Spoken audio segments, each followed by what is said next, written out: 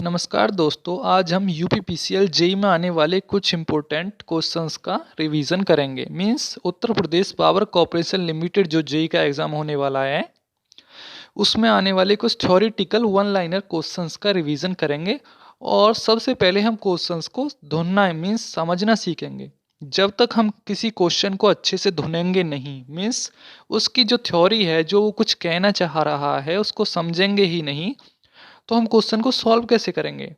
ज़्यादातर स्टूडेंट्स में ये होता है कि सबसे पहले वो क्वेश्चन को पढ़ते हैं और उसमें कंफ्यूज हो जाते हैं कि वो क्वेश्चन कह क्या रहा है। उसी में वो गलत यानी रॉन्ग आंसर लगा के आ जाते हैं। तो क्वेश्चन को सॉल्व करने से पहले उसकी जो थ्योरी है, उसकी जो लैंग्वेज है, उसको समझना ज़रूरी हो जाता है। तो आज हम सीखेंगे, जैसे कोटा फैक्ट्री में जीतू भैया क्वेश्चन को धुनते हैं ना, सेम उसी वे में आज हम क्वेश्चन को धुनना सीखेंगे कि क्वेश्चन कह क्या रहा है। तो आज हम स्टार्ट करते हैं हमारी reference book V K Mehta electrical engineering के chapter 1 basic concept of electricity के फर्स्ट क्वेश्चन से आज हम स्टार्ट करते हैं। और आज फर्स्ट लेक्चर है हमारा।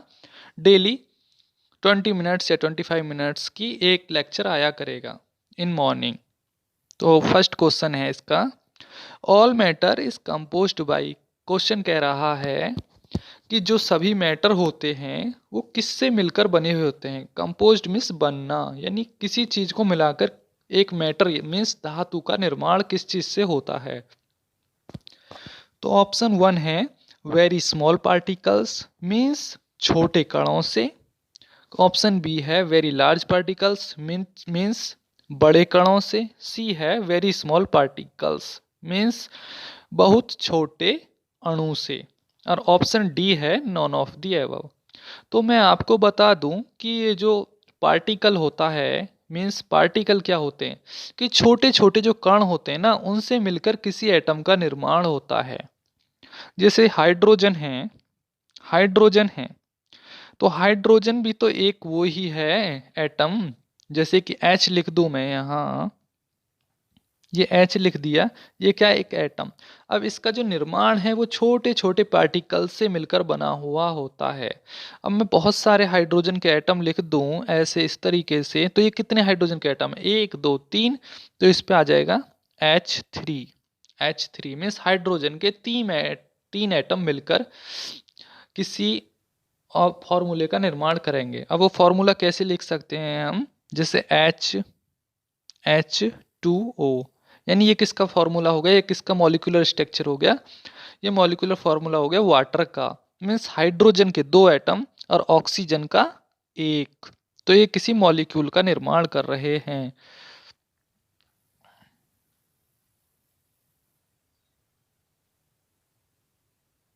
तो फर्स्ट जो क्वेश्चन है हमारा,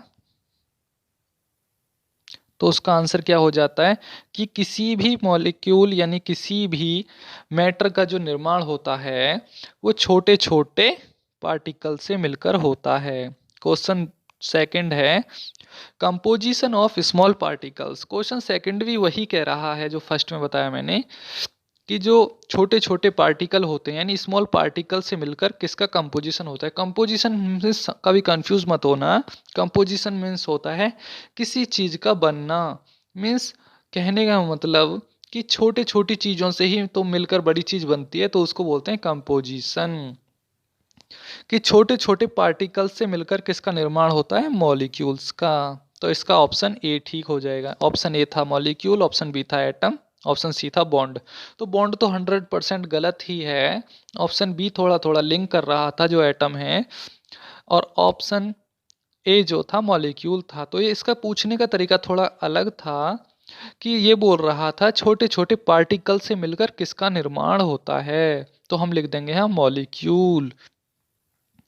क्वेश्चन नंबर थर्ड है all a molecule is turn made up of. कह रहा है कि जो मॉलिक्यूल होता है वो किससे मिलकर बनता है। जैसे कि सेकंड क्वेश्चन ने बोला कि छोटे छोटे पार्टिकल से मिलकर किसी मॉलिक्यूल का निर्माण होता है, लेकिन थर्ड क्वेश्चन में इसने चालाकी खेली और इसने क्वेश्चन को घुमा दिया। इसमें ऑप्शन दे रखा है कि ए पार्टिकल्स मीन्स कणों से, दूसरा बोल रहा है एटम से, ऑप्शन सी बोल रहा है वेरी स्मॉल पार्टिकल्स से। तो ऑप्शन तीनों ही ठीक है यहाँ, लेकिन कंफ्यूज नहीं होना है कि जब भी किसी मॉलिक्यूल का निर्माण होता है तो मॉलिक्यूल होता क्या है रियलिटी में। देखिए जैसे मैं लिख दूं सी, सी क्या एक एटम है, सी के साथ में लिख दूं ओ, ये क्या होगी कार्बन मोनोऑक्साइड, इसके नीचे लगा दिया मैंने दो, तो दो का मतलब डाया, यानी carbon dioxide means carbon dioxide. तो ये क्या हो गया मॉलिक्यूलर फॉर्मूला हो गया किसका, कार्बन डाइऑक्साइड का मीन्स CO2 का। तो ये क्या एक मॉलिक्यूल है। तो इस तरीके से मॉलिक्यूल का निर्माण होता है। मीन्स एटम्स, ये भी एक एटम है, जो सी है ये भी एक एटम है और ऑक्सीजन के दो एटम है। मीन्स एटम होते क्या है रियलिटी में, जैसे कि मैं सी बोलूं, कार्बन का रिप्रेजेंट कार्बन को किससे करते हैं सी से, तो कार्बन भी तो एक एटम है। जैसे कि मैं बोलूं ऑक्सीजन, ऑक्सीजन का ओ वो भी एक एटम है, नाइट्रोजन का एन। जैसे कि ये फॉर्मूले होते हैं तो ये किसी एटम से ही तो मिलकर बनते हैं। तो किसी भी एलिमेंट का जो सिंबॉलिक वो होता है फर्स्ट सिंबल, जैसे कार्बन का सी, कॉपर का Cu, इस तरीके से एटम होते हैं, ठीक है। तो एटम से मिलकर किसी मॉलिक्यूल का निर्माण हो जाता है। तो जो क्वेश्चन 3 था हमारा, a molecule is turn made up of, किससे मिलकर बना हो आप समझ गए होंगे कि एटम्स से मिलकर मॉलिक्यूल का निर्माण होता है। देखिए एटम्स और पार्टिकल्स ज़्यादा डिफरेंट नहीं होते हैं। क्वेश्चन नंबर 4 है, what is the central part of an atom. अब मैं इसको थोड़ा डीपली समझाना चाहूँगा आपको कि जैसे एक एटम है, एटम है, अब ये मैंने एटम बना दिया, इसकी ऑर्बिट्स हैं और ऑर्बिट्स के सेंटर में होता है, क्या होता है आपके ऑर्बिट्स के सेंटर में, ये होता है न्यूक्लियस। ऑर्बिट के सेंटर में होता है न्यूक्लियस। न्यूक्लियस का यानी न्यूक्लियस कुछ भी नहीं होता भाई, न्यूक्लियस कोई सर्कल है और सर्कल का एक केंद्र होता है जहाँ कंपास की वो निव रखी जाती है, जो नोक होती है कंपास की, तो उसको न्यूक्लियस बोल दिया जाता है। तो किसी भी गोलाकार सर्किल का जो सेंटर होता है उसी को तो न्यूक्लियस बोलते हैं। न्यूक्लियस के चारों तरफ जो लाइन होती हैं, जैसे कि मैं एग्जांपल देके बताऊं, जैसे जो हमारा सन है वो न्यूक्लियस है और उसके चारों तरफ जो ये प्लेनेट्स घूमते हैं, जैसे पृथ्वी है, शुक्र है, शनि है, जितने भी 9 के 9 प्लेनेट्स हैं वो एक न्यूक्लियस के चारों तरफ ही तो घूमते हैं अपनी अपनी ऑर्बिट्स में। ऑर्बिट में तो होता है शाखा, यानी न्यूक्लियस के चारों तरफ ऑर्बिट्स होती हैं और ऑर्बिट्स के अंदर ही हमारे इलेक्ट्रॉन घूमते हैं और इलेक्ट्रॉन होते हैं हमारे नेगेटिवली चार्ज। अब देखिए यहाँ ये न्यूक्लियस है, न्यूक्लियस के चारों तरफ क्या है ऑर्बिट, और ऑर्बिट के अंदर होते हैं क्या आपके नेगेटिवली चार्ज इलेक्ट्रॉन, वो रिवॉल्व करते हैं डिफरेंट ऑर्बिट में, देखो इस तरीके से।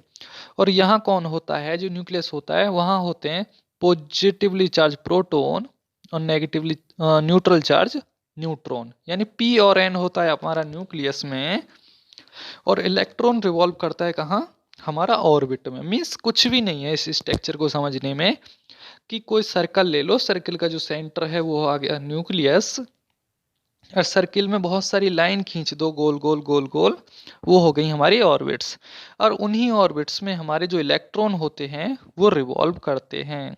तो बहुत इजी है इसको समझना, कोई टफ नहीं है। अब इसको अच्छे से देख लेना आप, इसी से रिलेटेड क्वेश्चन आने वाले हैं। जैसे कि what is the central part of an atom, question number 4 था, किसी भी एटम का जो केंद्रीय भाग होता है वो क्या हो जाता है हमारा न्यूक्लियस। जैसे कि फर्स्ट क्वेश्चन अभी मैंने इस फिगर को बना के समझाया था, सेम उसी तरह सॉल्व होने हैं चारों पांचों क्वेश्चन। 5th है, which one is revolve around the nucleus. अब ये उसी जो फिगर बना था उसी को आपने ध्यान से देखा होगा, बोल रहा है कि न्यूक्लियस के चारों तरफ कौन घूमता है। तो मैंने अभी आपको बताया था कि ऑर्बिट के अंदर इलेक्ट्रॉन रिवॉल्व करते हैं, तो न्यूक्लियस के चारों तरफ कौन रिवॉल्व करते हैं, इलेक्ट्रॉन। अब ऑप्शन 3 दे रखे थे, क्वेश्चन को ढूंढना सीखो। Which one is revolve around the nucleus, बोल रहा है कौन सा एक न्यूक्लियस के चारों तरफ घूमता है। रिवॉल्व मिस ट्रेवल करना, ट्रेवल भी बोल सकते हो, यात्रा भी बोल सकते हो, आप कुछ भी समझ सकते हो, रिवॉल्व मिस घूमना। तो ऑप्शन ए है ऑर्बिट। ऑर्बिट में होता है शाखा, भाई शाखा घूमती थोड़ी नहीं है, शाखा तो स्टैटिक होती है। मीन्स शाखा क्या है कि जैसे कोई सर्किल है, सर्किल के सेंटर है और सेंटर के चारों तरफ रोड बना दी जाए, बहुत सारे रोड यानी रास्ते बना दिए जाएं, उन्हीं रास्तों को तो ऑर्बिट बोला जाता है। जो रास्ते होते हैं जैसे हमारी रोड होती है कि किसी भी गांव के चारों तरफ कोई रोड है तो उस रोड को ही तो ऑर्बिट बोला गया है। मीन्स ऑर्बिट तो घूमेगी नहीं, ये तो गलत हो गया। ऑप्शन बी है प्रोटॉन। अब आपको ध्यान से देखना होगा कि जो न्यूक्लियस होता है उसमें होते हैं पॉजिटिवली चार्ज प्रोटॉन और न्यूट्रल चार्ज न्यूट्रॉन, यानी इस न्यूक्लियस में हो गए पी और एन, यानी प्रोटॉन और न्यूट्रॉन। ऑप्शन सी है इलेक्ट्रॉन। तो आपको ध्यान देना होगा कि ऑर्बिट में कौन रिवॉल्व कर रहे थे, इलेक्ट्रॉन, इसलिए यहाँ आंसर ठीक हो जाएगा कि न्यूक्लियस के चारों तरफ इलेक्ट्रॉन रिवॉल्व करते हैं। जैसे कि क्वेश्चन नंबर 6 है the part around the nucleus. अब वहीं से आ जाता है कि न्यूक्लियस के चारों तरफ के पार्ट को क्या बोला जाता है, ऑर्बिट बोला जाता है भाई। ऑर्बिट में ही तो इलेक्ट्रॉन रिवॉल्व करते हैं और ऑर्बिट का ही दूसरा नाम होता है एक्स्ट्रा न्यूक्लियस। अब आपको सोचना होगा कि एक्स्ट्रा न्यूक्लियस क्यों आया, कि जो न्यूक्लियस होता है उसके चारों तरफ होती हैं ऑर्बिट्स, तो उसको बोल दिया जाता है किसी भी एटम का एक्स्ट्रा भाग, यानी एक्स्ट्रा और न्यूक्लियस के चारों तरफ, तो उसको बोलते हैं एक्स्ट्रा न्यूक्लियस। तो ऑर्बिट्स और एक्स्ट्रा न्यूक्लियस सेम बात है, दोनों एक ही नाम है, तो इसका ऑप्शन हो जाएगा सी। ठीक हो जाएगा ना, ऑर्बिट भी वही होती है और एक्स्ट्रा न्यूक्लियस भी बोल सकते हैं। Orbits is also known as extra nucleus. Question number 7 है in an atom the number of electron revolve in path of orbit. तो अभी आपने देखा था फिगर के अंदर कि जो हमारे इलेक्ट्रॉन्स थे वो एक ही ऑर्बिट में तो घूमते नहीं है। जैसे इसमें ऑप्शन दे रखा है सेम, दूसरा दे रखा है डिफरेंट, तीसरा दे रखा है आउटर मोस्ट ऑर्बिट, यानी कि जो हमारे इलेक्ट्रॉन होते हैं वो डिफरेंट डिफरेंट ऑर्बिट्स में घूमते हैं। जैसे कि हमारी ऑर्बिट्स हैं, यानी किसी भी एटम की बहुत सारी ऑर्बिट हो सकती हैं, 2 भी हो सकती हैं, 4 भी हो सकती हैं, वो मैं आपको आगे समझा दूंगा। अब मैं आपको एटम का दोबारा से स्ट्रक्चर बना के दिखा दूंगा। ये हो गया न्यूक्लियस और इसमें जो ऑर्बिट में इलेक्ट्रॉन रिवॉल्व करते हैं, जैसे कि इस ऑर्बिट में 4 हो गए, यानी कि अलग अलग ऑर्बिट्स में रिवॉल्व करते हैं जो हमारे इलेक्ट्रॉन होते हैं, सभी ऑर्बिट के अंदर होते हैं, यानी डिफरेंट ऑर्बिट में होते हैं। तो इसलिए यहाँ ऑप्शन क्या ठीक हो जाएगा, 7th में इन एन एटम, यानी किसी भी एटम में नंबर ऑफ, नंबर क्या बोल रहा है, नंबर मीन्स बोल रहा है यानी 2 एटम भी हो सकते हैं, 2 इलेक्ट्रॉन भी हो सकते हैं, 4 भी हो सकते हैं, 6 भी हो सकते हैं, 8 भी हो सकते हैं, means number of electrons revolve means घूमना in path of orbit means different path, same path या आउटर मोस्ट पाथ। तो यहाँ हो जाएगा ऑप्शन, आप सेंस लगा सकते हैं कि डिफरेंट पाथ ऑफ ऑर्बिट्स।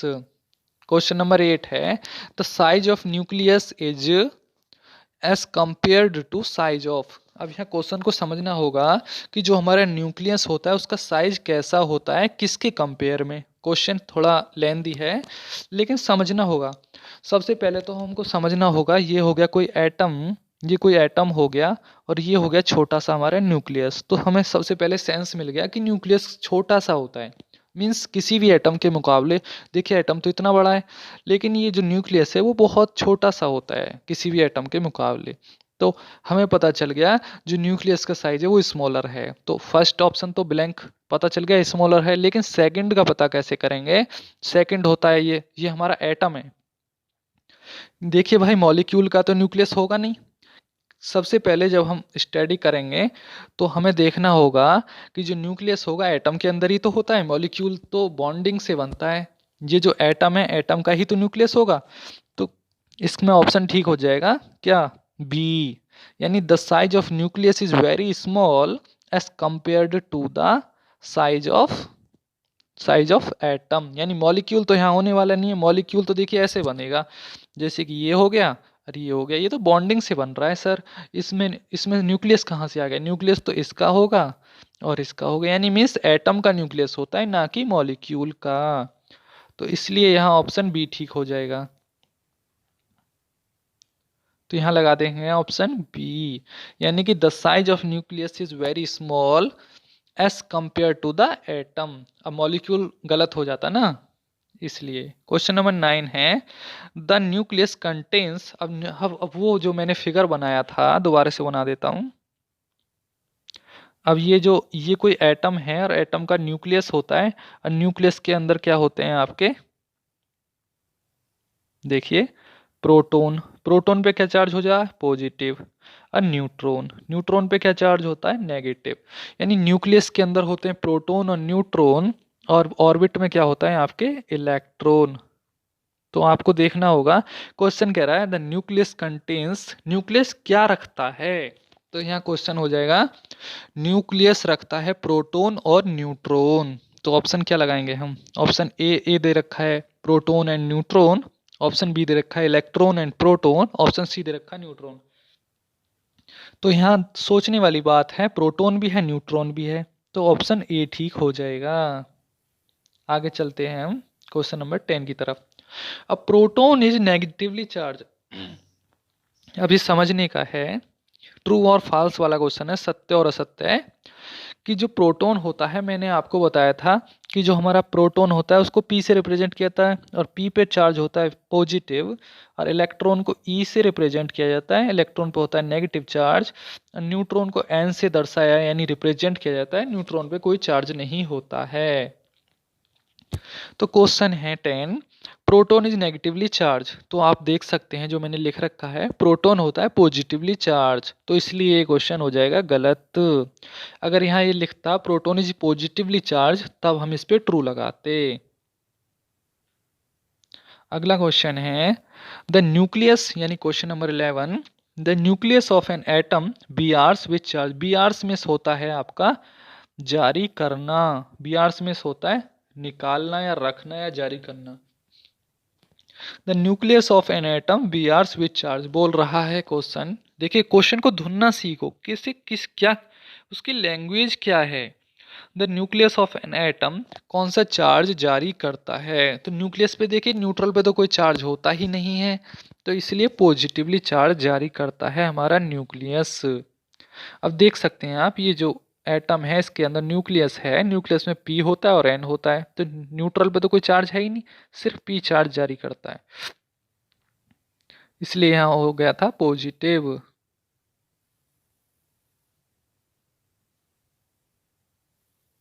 अगला क्वेश्चन है the mass of proton is how many times और ग्रेटर देन इलेक्ट्रॉन, तो मैं आपको बता दूं जो कि हमारा प्रोटॉन होता है वो 1837 गुना बड़ा होता है किससे, इलेक्ट्रॉन से। कि मैं अभी बताऊं आपको, जो जो हमारा प्रोटॉन है पी, यानी पी का जो मास है, पी का जो मास है वो इलेक्ट्रॉन के मुकाबले 1837 गुना ज़्यादा होता है, 1837 यानी 1807, यानी कि इससे ज़्यादा होता है। यानी प्रोटॉन का जो मास है, मास में भार, यानी जो उसका भार है, अब किसी भी चीज़ को उसके भार से दर्शाया जाता है ना, जैसे कि आपकी बॉडी है और आपका वेट जो बोलते हो आप कि मेरा वेट 60 kg है, तो वेट नहीं होता रियलिटी में, वो आपका मास होता है, मास। आपकी जो भार है आपका जो उसको मास में दर्शाया जाता है किलोग्राम में। तो इसलिए मैं आपको बता दूं जो हमारा प्रोटॉन होता है वो 1837 गुना ज़्यादा होता है किससे, इलेक्ट्रॉन से। अब बात आती है न्यूट्रॉन का मास कितना होता है। मास जो होता है प्रोटॉन का न्यूट्रॉन का बराबर ही होता है, न्यूट्रॉन का मास भी इलेक्ट्रॉन से 1837 गुना ज़्यादा होता है, लेकिन अगर चार्ज की बात करें तो प्रोटॉन और न्यूट्रॉन पे, प्रोटॉन पे पॉजिटिव चार्ज होता है, न्यूट्रॉन पे कोई चार्ज नहीं होता है, इसलिए यहाँ ऑप्शन हो जाएगा। क्वेश्चन बोल रहा है the mass of proton is how many times lesser या ग्रेटर, समझने वाला क्वेश्चन है कि जो प्रोटॉन का मास होता है वो कितने गुना ज़्यादा होता है या कम होता है। अब उसने दो पॉइंट दे दिए, लेसर और ग्रेटर, लेसर और ग्रेटर, यानी कि उसने क्वेश्चन में ही घुमा दिया ज़्यादा होता है या कम होता है। सबसे पहले उसने पूछा हाउ मेनी टाइम्स, यानी कितने गुना, ज़्यादा भी हो सकता है कम भी हो सकता है। अब आपको ऑप्शन देखना होगा 1837 टाइम ग्रेटर, 1837 टाइम्स लेसर, या 1835 टाइम्स होता है। तो प्रोटॉन का जो मास होता है 1837 गुना होता है किसका, इलेक्ट्रॉन्स का, तो ये ऑप्शन ठीक हो जाएगा बी। यानी जो प्रोटॉन है वो 1837 गुना ज़्यादा होता है किससे, इलेक्ट्रॉन के मास से। यानी कि ये इस तरीके से हम आप इसको समझ सकते हैं। क्वेश्चन नंबर 13 है, if number of proton is equal to the number of electron. Question बोल रहा है अगर किसी बॉडी में, जैसे कि ये बॉडी है, यानी कि ये कोई बॉक्स है, मेटालिक बॉक्स, इसके अंदर इलेक्ट्रॉन और प्रोटॉन की संख्या बराबर हो जाए, यानी कि इलेक्ट्रॉन 5 हैं और प्रोटॉन भी 5 हैं किसी बॉडी के अंदर। तो अब मैं बोलूँ आपको एक एग्जांपल देखें, किसी बॉडी के अंदर इलेक्ट्रॉन पर कैसा होता है चार्ज माइनस, बॉडी के अंदर माइनस के 5 चार्ज और प्रोटॉन पे चार्ज प्लस, प्लस के 5 चार्ज। तो बॉडी का आंसर क्या आएगा, माइनस के 5 और प्लस के 5, तो 0 हो जाएगा ना। तो बॉडी पर चार्ज कैसा हो जाएगा, न्यूट्रल। तो ये जिस बॉडी के अंदर इलेक्ट्रॉन और प्रोटॉन की संख्या बराबर हो जाती है ना, वो बॉडी हो जाती है हमेशा न्यूट्रल बॉडी। न्यूट्रल बॉडी, तो इसका आंसर क्या हो जाएगा, न्यूट्रल चार्ज। भाई उतने ही तो इलेक्ट्रॉन थे, उतने ही प्रोटॉन हो गए, तो बचा क्या, एक दूसरे से कैंसिल हो गए। यानी कि उतने ही तो देखो इलेक्ट्रॉन, उतने ही प्रोटॉन, तो एक दूसरे से कैंसिल हो गए, चार्ज क्या आ गया इस पे, न्यूट्रल, यानी कि न्यूट्रल चार्ज आ गया। अब क्वेश्चन नंबर 14 है, a body has deficit of electrons. हम बोल रहे हैं कि किसी बॉडी के पास डिफिसिट मीन्स क्या होता है, देखिए सर, डिफिसिट मीन्स होता है आपका घाटा। घाटा यानी कि नेगेटिव, यानी किसी बॉडी के पास डिफिसिट ऑफ इलेक्ट्रॉन है, मीन्स इलेक्ट्रॉन्स का घाटा है, इलेक्ट्रॉन्स का घाटा है। तो इसका मतलब आप ये मत समझना कि वो बॉडी घाटे में चली गई। इसका मतलब होता है फिजिक्स की लैंग्वेज में कि जैसे इलेक्ट्रॉन होता है ना, इलेक्ट्रॉन में नेगेटिवली चार्ज आता है, नेगेटिवली चार्ज का मतलब माइनस साइन आ गया तो डिफिसिट हो गया उसका। डिफिसिट का मतलब ये मत समझना कि ये बॉडी कमजोर है, डिफिसिट का मतलब है इसने अपना एक या जितने भी एक या एक से अधिक इलेक्ट्रॉन किसी अन्य बॉडी को दे दिए। जैसे कि प्रोटॉन पे पॉजिटिव चार्ज आ गया, अब जो ये इलेक्ट्रॉन है, इलेक्ट्रॉन ने अपने एक या एक से अधिक चार्ज किसको दे दिए, दान में डोनेट कर दिए प्रोटॉन को। इसलिए प्रोटॉन पे तो हो गया एक्सिस मीन्स लाभ और इलेक्ट्रॉन पे हो गया घाटा। तो जब भी किसी बॉडी पर डिफिसिट होगा तो बॉडी क्या हो जाएगी, पॉजिटिवली चार्ज। यानी अगर बॉडी पे डिफिसिट है तो ये समझ जाना बॉडी पॉजिटिवली चार्ज है। अगर बॉडी बॉडी पे एक्सिस है तो समझ जाना एक्सिस का मतलब होता है बॉडी नेगेटिवली चार्ज है। अब मैं दोबारा से आपको समझाना चाहूँगा,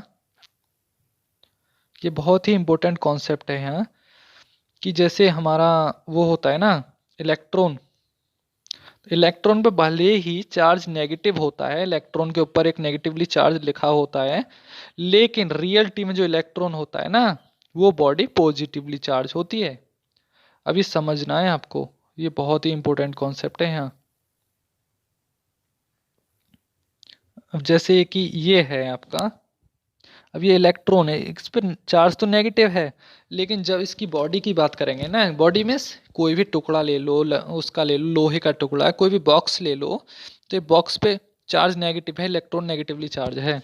तो ये बॉडी ये मत समझना कि बॉडी नेगेटिवली चार्ज है, बॉडी जो है पॉजिटिवली चार्ज है। अगर बॉडी के बॉक्स पे पॉजिटिव चार्ज है तो आपको समझना होगा बॉडी पे क्या है, एक्सिस ऑफ इलेक्ट्रॉन है, मीन्स उसने इलेक्ट्रॉन्स को इकट्ठा कर लिया किसी और से लेकर।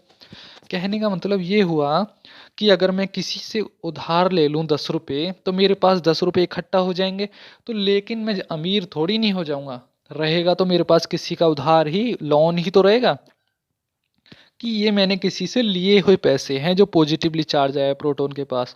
मीन्स इसके पास अपना नहीं है, इसने इलेक्ट्रॉन से उधार ले रखा है, इसीलिए तो इस पे एक्सिस हुई। तो जब इसने इससे उधार ले रखा है, इलेक्ट्रॉन से उधार ले रखा है, तो यहाँ पॉजिटिवली चार्ज कौन सी बॉडी हुई, इलेक्ट्रॉन जो होता है वो पॉजिटिवली चार्ज बॉडी होता है और प्रोटॉन हमारा नेगेटिवली चार्ज बॉडी होता है। अब ये आपको मैं आगे समझा दूंगा।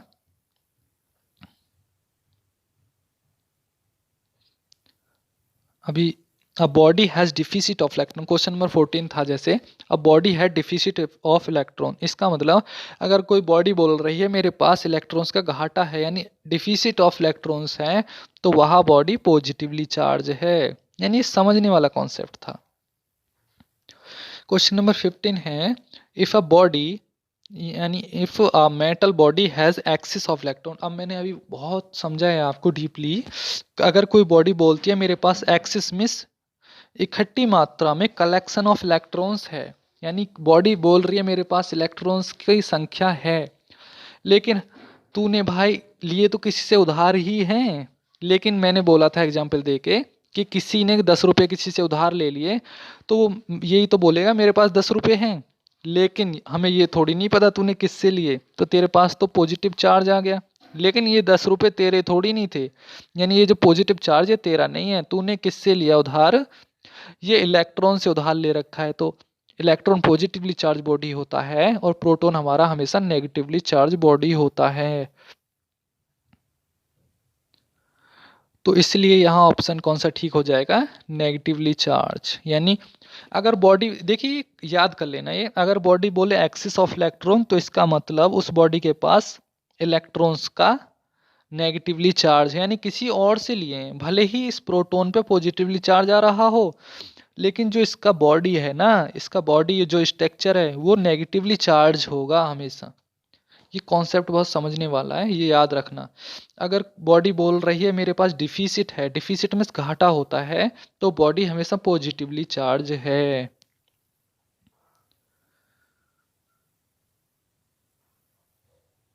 क्वेश्चन नंबर 16 है the charge on an electron, अब आपको पता ही है इलेक्ट्रॉन पे जो चार्ज होता है वो वेरी स्मॉल चार्ज होता है, वेरी स्मॉल, तो इसमें वेरी स्मॉल ऑप्शन ए है, ऑप्शन बी है वेरी बिग, ऑप्शन सी है नन, तो यहाँ हो जाएगा वेरी स्मॉल, ठीक।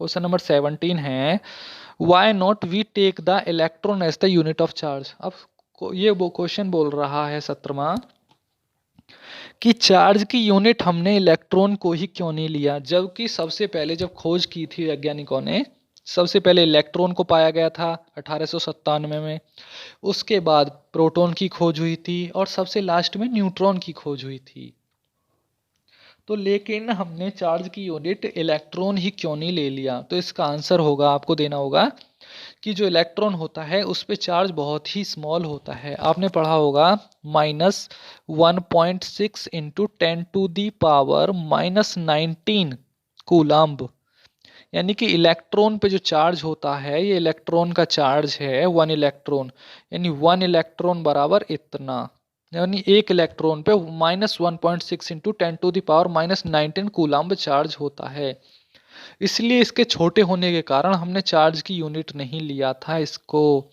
हमने चार्ज की यूनिट लिया किसको, कूलम्ब को, यानी जो कूलम्ब होता है उसी को तो हमने चार्ज की यूनिट ले रखा है, उसको क्यों ले रखा है अब मैं उसका भी रीजन बता दूं हमने कि 1 कूलम्ब बराबर 625 गुणा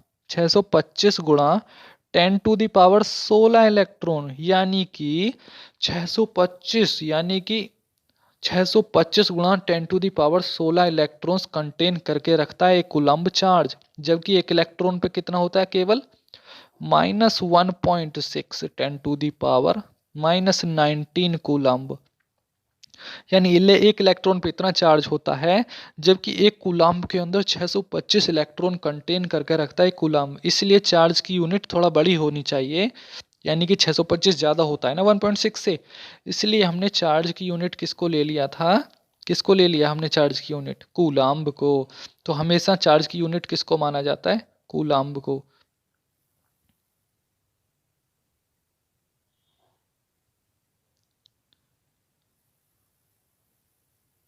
नेक्स्ट क्वेश्चन आ रहा है आपका,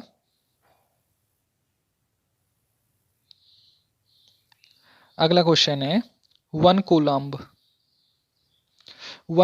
have how many number of electron, 18वां जो क्वेश्चन है कि 1 coulomb have how many number of electron, तो मैंने अभी आपको समझाया था कि एक कूलम्ब के अंदर 625 गुणे 16 इलेक्ट्रॉन होते हैं, तो इसका ऑप्शन हो जाएगा ए, यानी बी भी गलत है, चार्ज चार्ज बोल रहा है। अब चार्ज तो भाई इलेक्ट्रॉन भी चार्ज है, प्रोटॉन भी चार्ज है, न्यूट्रॉन भी। चार्ज के 3 भाग हैं, 3 पार्ट हैं, एक का नाम है इलेक्ट्रॉन, दूसरे का नाम है प्रोटॉन और तीसरे का नाम है न्यूट्रॉन। तो सभी को तो चार्ज बोला जाएगा। अब डिफरेंट ये होगा कि आप पॉजिटिवली चार्ज की बात कर रहे हो तो प्रोटॉन, नेगेटिवली चार्ज की बात कर रहे हो तो न्यूट्रॉन, और न्यूट्रल की बात कर रहे हो तो न्यूट्रॉन।